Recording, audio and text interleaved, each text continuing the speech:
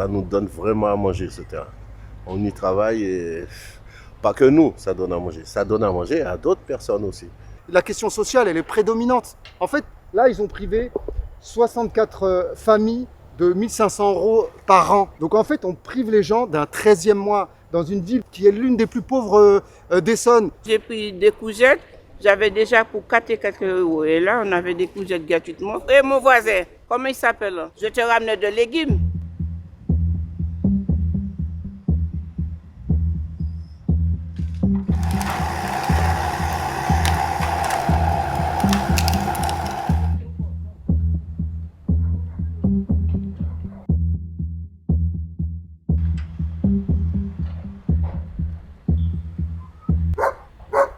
C'était la famille. Je parle d'autres mots. C'était la famille pour moi. Le jardin, c'est pas pour manger seulement, c'est pour prendre plaisir à vivre sur la terre. Ça représentait la joie, surtout l'été, c'était les barbecues, c'était toutes les bonnes choses. C'était une petite vie à l'intérieur de la ville. Tout ça, ça sort du jardin. C'est vraiment la destruction de la nature qui nous fait vraiment très très mal. Ils parlent d'écologie, mais ça c'est pas l'écologie, ça. Moi, je suis le concepteur de ces jardins il y a 40 ans. On a travaillé avec le maire communiste Roger Clavier pour répondre à des besoins sociaux. Donc c'est pour ça qu'on avait fait des jardins à proximité des HLM.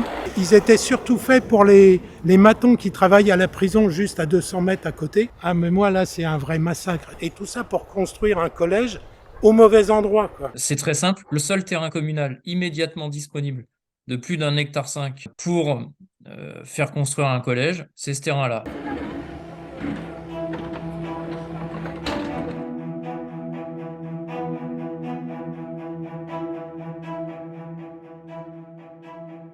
Voilà, c'est là le terrain des 7 hectares. Et en fait, c'était des gravats du Grand Paris qui ont été enfouis ici. Ils disent qu'il y a des traces de mercure par-ci par-là, quoi. Pour moi, c'est un prétexte fallacieux, l'histoire de la pollution.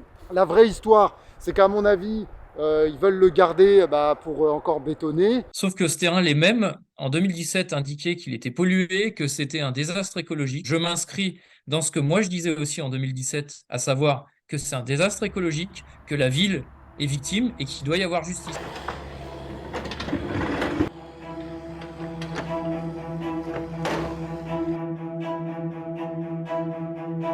Là, en fait, c'est vraiment au bout de la ville, le terrain qui propose pour reconstituer les jardins. De faire des jardins familiaux loin des habitations, c'est une connerie. Des gens qui partent jamais en vacances, ils descendaient, ils venaient là. Franchement, ça va pas vivre comme ici, c'est impossible. Parce qu'on détruit un jardin, c'est la moitié de la population qu'on détruit. Sans jardin, il n'y a pas d'humain.